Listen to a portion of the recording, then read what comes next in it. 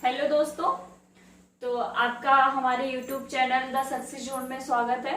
तो मैं वर्षा नायक आज आपके लिए डीएनए और आरएनए की संरचना का टॉपिक लेके आई हूँ, जो कि आप लोगों के लिए बहुत इंपॉर्टेंट है। जैसे कि आपको पता है कि अभी एग्जाम्स आने वाले हैं, एसएससी, एनटीपीसी, रेलवे, जितने भी अभी ये एग्जाम आने वाले हैं ना, उनमें बायोलॉजी से काफी अच्छे क्वेश्चन आते हैं, बहुत इंपॉर्टेंट टॉपिक्स होते हैं। तो आप उनको अच्छे से समझिए, तो आपको जब आप एग्जाम में जाएंगे ना तो आपको कोई दिक्कत नहीं आएंगे। आपका पूरा जितना भी साइंस का जो पोर्शन होगा ना वो आपका इजीली कवर हो जाएगा। तो आज हम आपको क्या पढ़ाएंगे, डीएनए आरएनए की संरचना के बारे में बताएंगे। डीएनए के बारे में बताएंगे डीएनए होता क्या है, आरएनए के बारे में बताएंगे आरएनए क्या है, किन्होंने हमें बताया डीएनए के बारे में, ठीक है, आरएनए कितने प्रकार के होते हैं। तो आज हम बेसिकली अगर हम बात करें तो किसके बारे में बात करने वाले हैं, डीएनए और आरएनए के बारे में हम आपको पूरा बताने वाले हैं। जो हमारा डीएनए है, डीएनए की हम बात करें, सबसे पहले एक चीज आती है कि डीएनए को जेनेटिक मटेरियल बोला गया है। डीएनए को हम क्या बोलते हैं, जेनेटिक मटेरियल। अच्छा, आप लोग यहाँ पे समझेंगे जेनेटिक मटेरियल का मतलब होता है कि इसे वंशगति का वाहक बोला गया है। क्या बोला गया है डीएनए को, वंशगति का वाहक।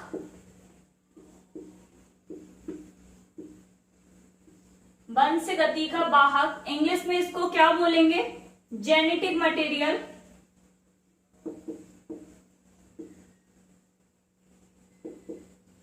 जेनेटिक मटेरियल, वंशगति का वाहक, इससे क्या मतलब होता है कि जो वंशज हमारे जो होते हैं, जैसे कोई चीज पीढ़ी दर पीढ़ी ग्रो करती जाती है, पीढ़ी दर पीढ़ी वो चीज सिमिलरिटीज आती जाती है। अगर हम बात करें कि पेरेंटल बॉडी से डॉटर सेल्स में अगर कोई चीज सिमिलरिटी जाती है तो वो किसकी वजह से जाती है, डीएनए की वजह से जाती है। किसकी वजह से, डीएनए की वजह से जाती है। क्यों, इसीलिए उसको क्या बोला गया, वंशगति का वाहक। ठीक है, ये चीज हमें किसने बताई थी कि डीएनए एक जेनेटिक मटेरियल है, डीएनए का यूज वंशगति के लिए किया जाता है। ये हमें किसने बताया था, साइंटिस्ट आपको याद करने हैं, जो आपके एग्जाम में पूछ लिया जाएगा, Hershey and Chase. Hershey and Chase दो साइंटिस्ट थे, इन्होंने हमें बताया था 1952 में। किसके बारे में बताया था, वंशगति का वाहक इन्होंने बताया था, जेनेटिक मटेरियल के बारे में इन्होंने बताया था। इनकी स्टोरी क्या थी, इनसे पहले एक साइंटिस्ट थे ग्रिफ्थ करके। क्या साइंटिस्ट थे, अच्छे से आप लोग सुनना है। एक ग्रिफ्थ करके साइंटिस्ट थे, उन्होंने हमें क्या बताया, उन्होंने एक्सपेरिमेंट किया एक चूहे को लेके, ठीक है, एक रैट पे उन्होंने एक्सपेरिमेंट किया। उन्होंने एक रैट को ऑब्जर्व किया कि कैसे पेरेंटल बॉडी से डॉटर सेल्स में क्या चीज जनरेट कर जाती है, क्या चीज मल्टीपल कर जाती है, या अगर हम हिंदी में बोलेंगे तो क्या चीज है जो स्थानांतरण कर जाती है। ठीक है, सिमिलरिटीज किसके वजह से आ रही हैं, तो उन्होंने बहुत सारे फैक्टर चूज किए, डीएनए किया, आरएनए किया, साथ में उन्होंने प्रोटीन को लिया। तो वो ये सारी चीजें बता नहीं पाए थे, ये सारी चीजें डिक्लेयर नहीं कर पाए थे कि कौन सी एक चीज है। उन्होंने हमें ये तो बता दिया था कि कोई एक चीज है जो जेनेटिक मटेरियल के रूप में यूज हो रही है, जो वंशगति का वाहक बन रही है, जो एक पीढ़ी से दूसरी पीढ़ी में जा रही है, लेकिन वो ये नहीं बता पाए थे कि ये चीज है क्या। तो ग्रिफ्थ का मॉडल सिर्फ इतना ही है, उन्होंने हमें सिर्फ इतना बताया था कि कोई चीज है, बट क्या है ये उन्होंने हमें डिटरमाइन नहीं कर पाया था। उसके बाद में साइंटिस्ट आए थे दो, हर्शे एंड चेस, जो कब आए थे, 1952 में।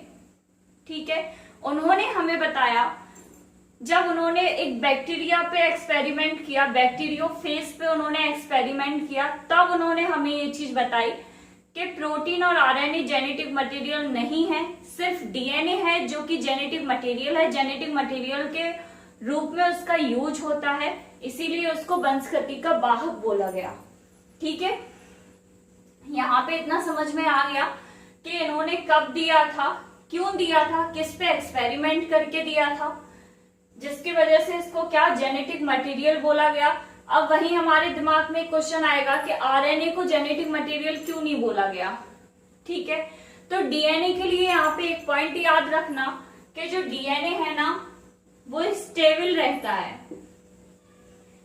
स्टेबल रहता है। स्टेबल की अगर हम बात करें कि स्टेबल का मतलब क्या है, ठीक है, जैसे कि हमारी बॉडीज में डीएनए है, ठीक है, हमने आपको कोशिका के बारे में जब बताया था तो केंद्रक में हमने इसकी पोजीशन बताई थी कि केंद्रक जो न्यूक्लियस है उसमें क्या है, डीएनए, क्रोमेटिन जो बना रहता है ना वो डीएनए ही होता है, ये हमने आपको इतना बता दिया था।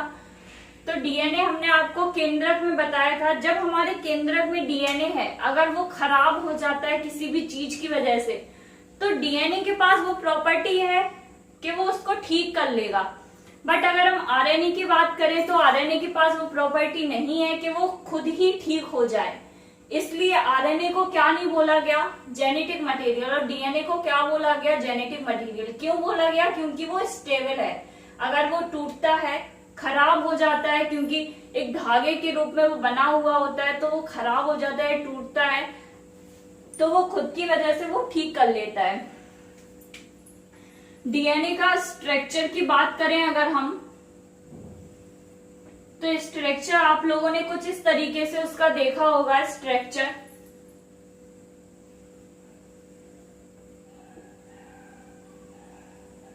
ठीक है, ये क्या है, हमारा डीएनए का स्ट्रक्चर है।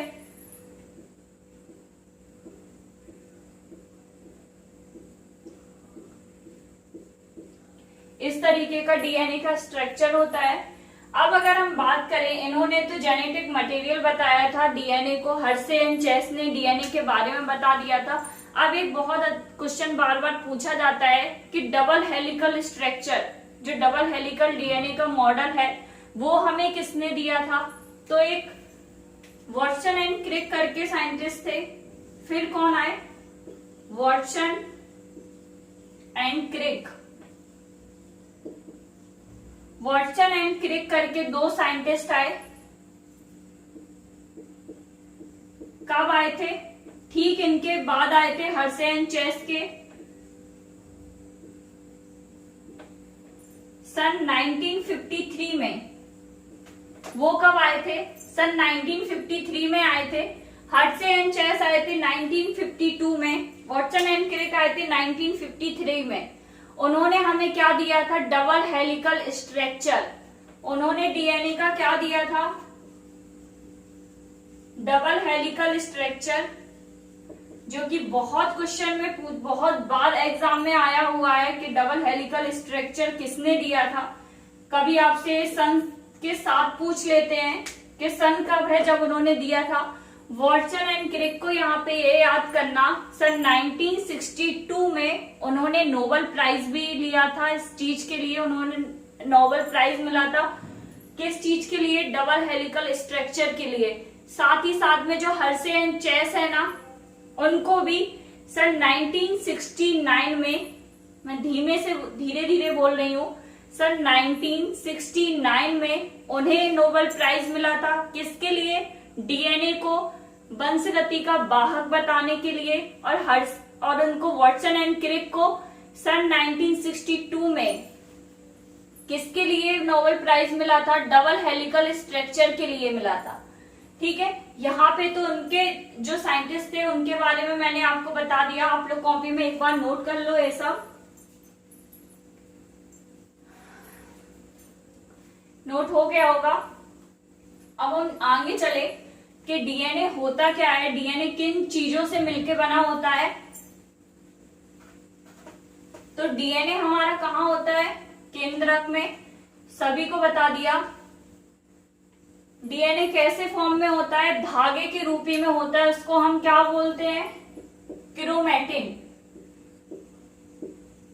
ठीक है, क्रोमैटिन बोलते हैं।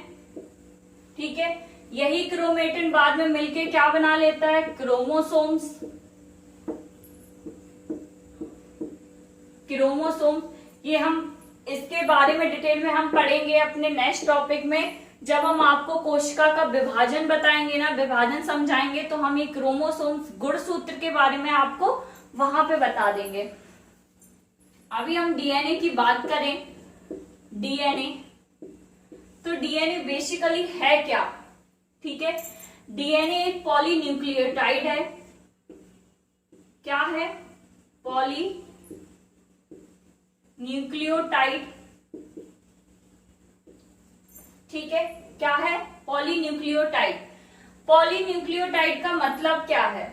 पॉली का मतलब और न्यूक्लियोटाइड क्या है? कभी आपने सोचा ये पॉलीन्यूक्लियोटाइड डीएनए का क्यों बोला जाता है? डीएनए को एग्जाम में बहुत बार क्वेश्चन आ जाता है, पॉलीन्यूक्लियोटाइड डीएनए क्या है?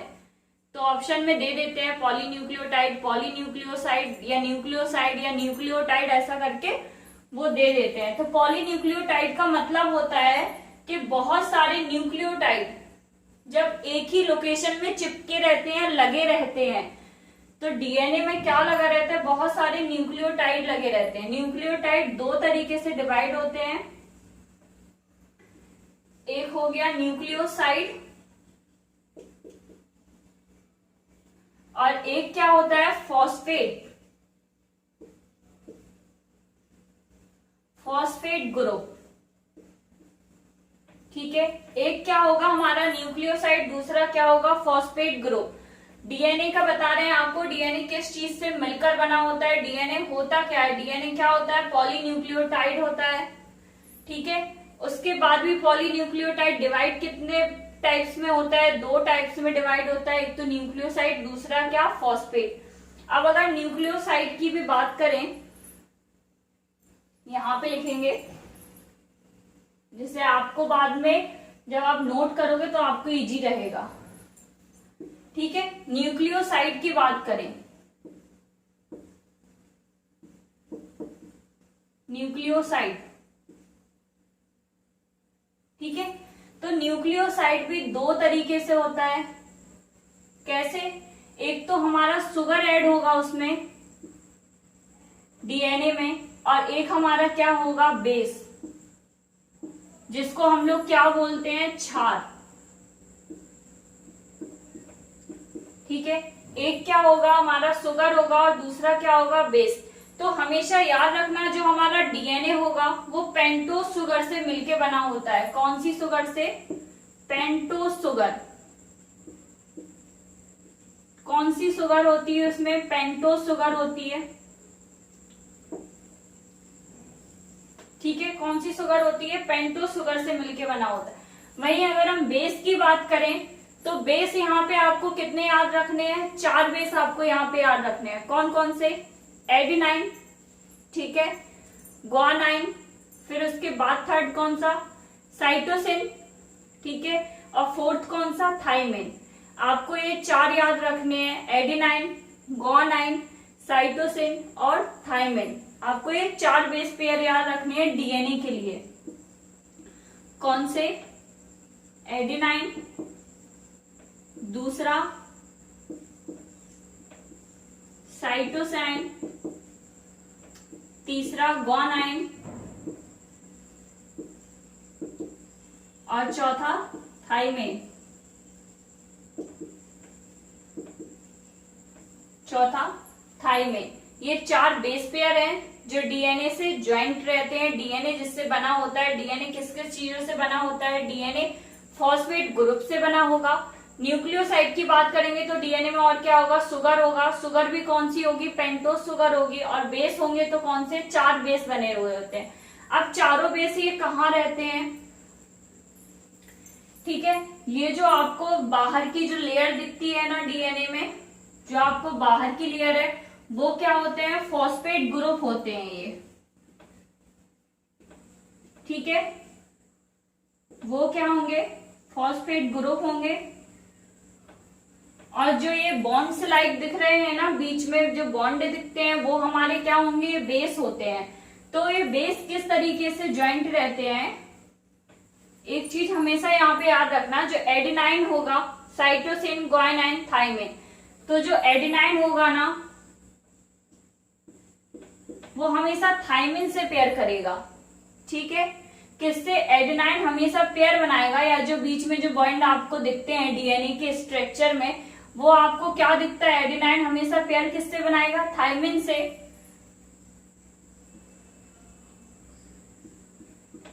और जो हम साइटोसिन की बात करेंगे तो वो किससे पेयर बनाएगा? ग्वानाइन से। ठीक है, वो किससे हमेशा पेयर बनाएगा? ग्वानाइन से। अगर हम ऐसे याद करेंगे तो थोड़ा डिफिकल्ट होगा याद करने में, कि एडेनाइन थायमिन से पेयर बनाएगा और साइटोसिन ग्वानाइन से पेयर बनाएगा। तो आपको इजिली फॉर्म में अगर मैं आपको बताऊं याद करने का सबसे सरल तरीका, आप उसको सिंपल वे में याद कर लो, लोकल लैंग्वेज में, आए थे, ठीक है, चले गए, ठीक है। फिर से रिपीट कर रही, ए से आप समझ लो आए थे और सी से चले गए, ठीक है। इस चीज से आप लोग याद कर लो, आए थे,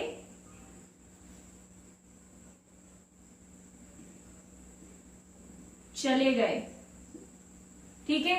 ऐसे आप याद करोगे तो आपको कभी भी क्वेश्चन आएगा ना तो आपका कभी भी गलत नहीं होगा।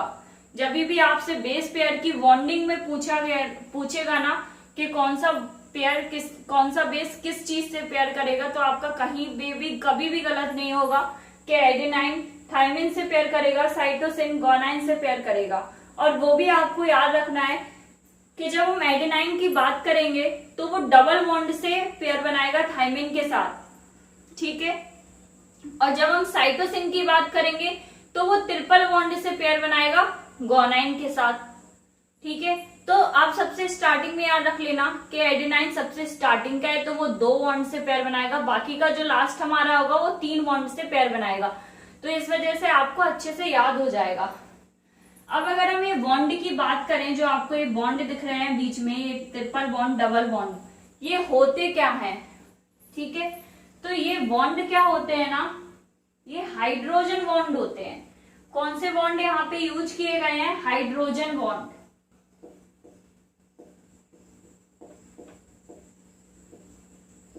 हाइड्रोजन बॉन्ड यहाँ पे यूज किए गए हैं। हिंदी में हम लोग क्या बोलेंगे, हाइड्रोजन बंध बोलेंगे। तो वो यूज करे गए हैं इनको पेयर करने के लिए। हाइड्रोजन ही क्यों यूज किया गया, कोवैलेंट भी कर सकते थे, आयनिक भी कर सकते थे, या इतने सारे कोई सा भी बॉन्ड हम यूज कर सकते थे। तो एक हाइड्रोजन बॉन्ड का एक पॉइंट है, एक रीजन है कि वो ही क्यों यूज किया गया, क्योंकि जो हाइड्रोजन बॉन्ड होता है ना वो सबसे वीक बॉन्ड होता है, ठीक है। वो क्या होता है ना, इजिली ब्रेक कर जाता है, इसलिए उसको पेयर करने के लिए यहाँ पे रखा गया। किस वजह से, क्योंकि वो इजिली ब्रेक कर जाता है। तो हाइड्रोजन बॉन्ड क्यों, क्योंकि वो इजिली ब्रेक करता है। इतना क्लियर हो गया, ये सब आप नोट कर लीजिए डीएनए के बारे में।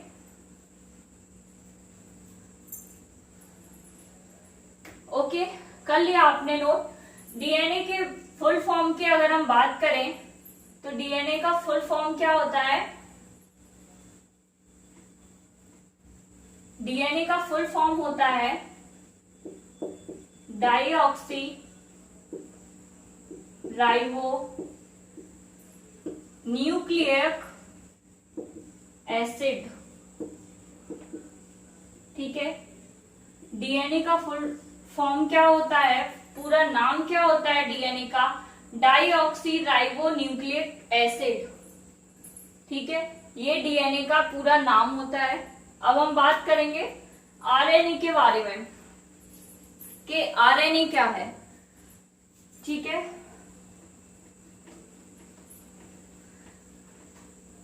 आरएनए क्या करता है, आरएनए को आपको ये चीज तो पता चल गई कि अनस्टेबल है, ठीक है, मतलब वो खुद से ठीक नहीं हो सकता।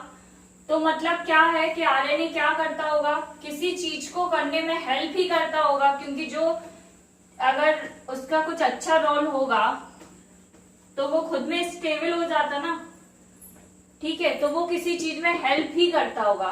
अगर हम आरएनए की बात करें, आरएनए, ठीक है, आरएनए, आरएनए आप लोग याद कर लो 3 तरीके के होते हैं।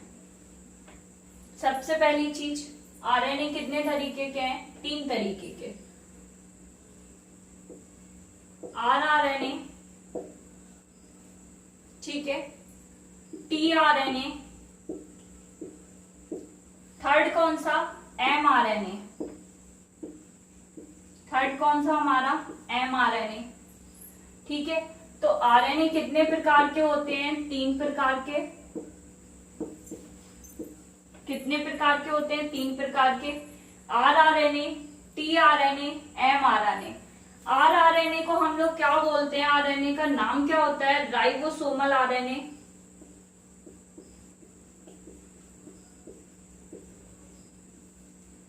Ribosomal RNA. टीआरएनए का क्या बोलते हैं, ट्रांसफर आरएनए।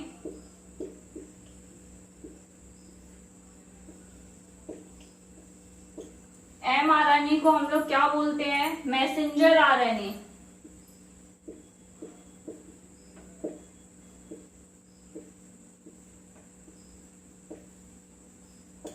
ठीक है, यहीं से इनके काम आप लोगों को समझ में आ रहे होंगे।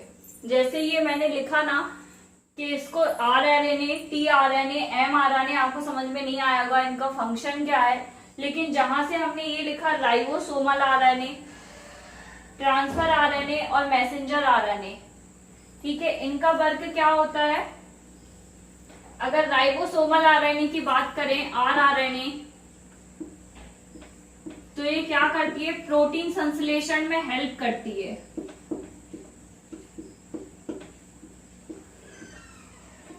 मतलब क्या करती है, प्रोटीन को बनाने में मदद करती है।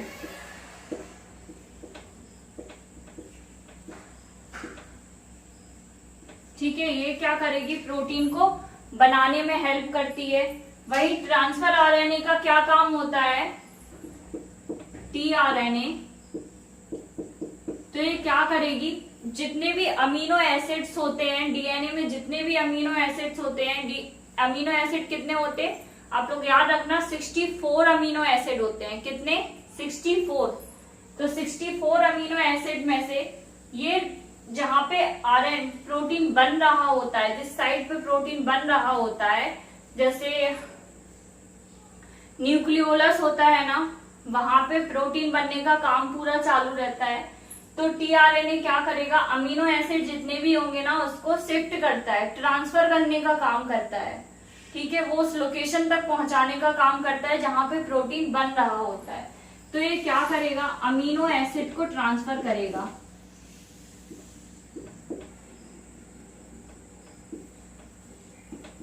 अमीनो एसिड को क्या करेगा, ट्रांसफर करेगा। ट्रांसफर करने का काम करता। वही अब बात करें एमआरएनए क्या करेगा, मैसेंजर आरएनए जिसको बोला, वो क्या मैसेज पहुंचाएगा, नहीं। एमआरएनए का क्या काम होता है, वो जो भी अमीनो एसिड्स है ना उसमें से वो उन अमीनो एसिड को चूज करेगा, मतलब फिल्टर्ड करने का काम करेगा, अच्छे अच्छे अमीनो एसिड को सिलेक्ट करता है। तो सिलेक्टिंग का काम किसका होता है, एमआरएनए का। वो देखता है कि हमें किस अमीनो एसिड को शिफ्ट करना है, प्रोटीन के लिए मदद कराने के लिए हमें नहीं करना है। तो सिलेक्ट कौन करता है, एमआरएनए। इसको क्या बोलते हैं, सिलेक्शन आरएनए। ठीक है, ये क्या करता है, प्रोटीन बनाने में अमीनो एसिड का सिलेक्ट करता है कि कौन से अमीनो एसिड को कहां पे शिफ्ट करना है हमें। इतना हो गया। आरएनए का प्रोटीन कहां पे बनती है, न्यूक्लियोलस जो होता है वहां पे बनती है, साइटोप्लाज्म में इसका पूरा फंक्शन होता है, जहां पे आरएनए प्रोटीन को बनाती है, प्रोटीन को मदद करती है।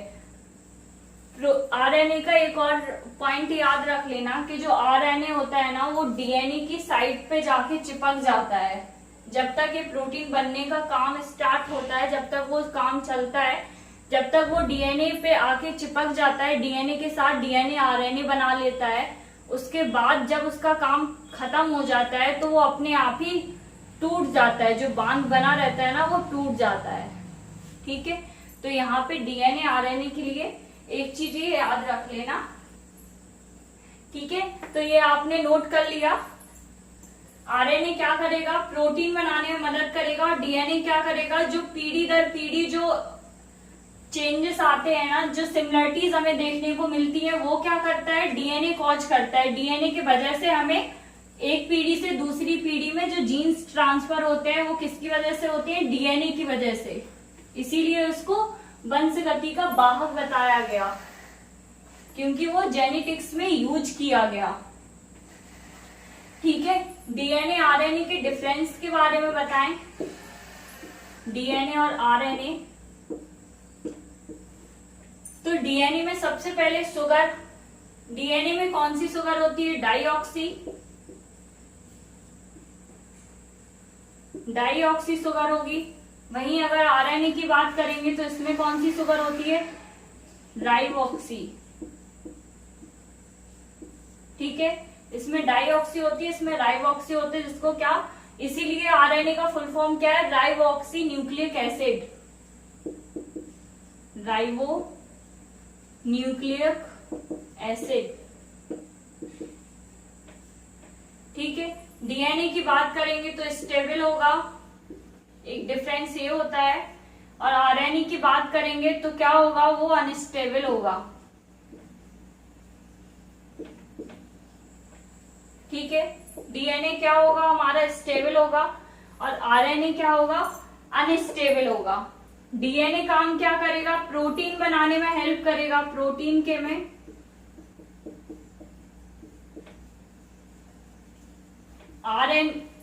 आरएनए किस में काम करेगा? प्रोटीन बनाने में। और डीएनए किस में काम करेगा? जेनेटिक्स में। वो किस में काम करेगा? आनुवंशिकी। आनुवंशिकी में, जैसे कोई चीज में चेंजेस आती है, सिमिलरिटीज हमें जो भी आसपास देखने को मिलती है, वो किसकी वजह से? डीएनए की वजह से। डीएनए सबकी बॉडी में अगर हम बात करें, डीएनए सबकी बॉडीज में पूरा का पूरा सेम ही रहता है।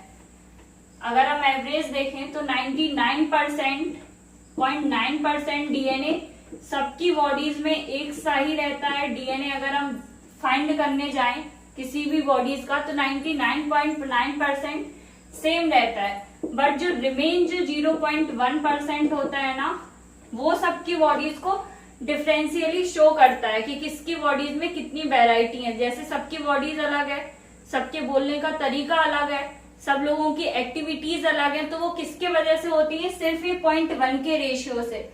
इसीलिए आपने जब सुना होगा ना, डीएनए फिंगरप्रिंटिंग होती है, या हमें किसी चीज को फाइंड करना पड़ता है, किसी क्राइम को फाइंड करना पड़ता है, तो वो सब किसके वजह से होता है? ये 0.1 की वजह से। इस 0.1 को क्या बोलते हैं? पॉलीमॉर्फिज्म।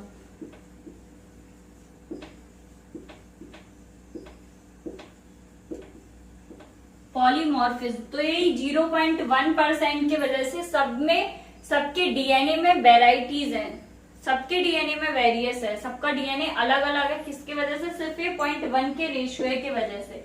इसको क्या बोलते हैं? पॉलीमॉर्फिज्म। ये बहुत बार क्वेश्चन में पूछा जाता है, पॉलीमॉर्फिज्म होता क्या है। ठीक है, तो आप लोग याद रखना, पॉलीमॉर्फिज्म किसकी वजह से होता है? 0.1 के वजह से, जिसकी वजह से हर किसी की बॉडीज में वेरियस आता है।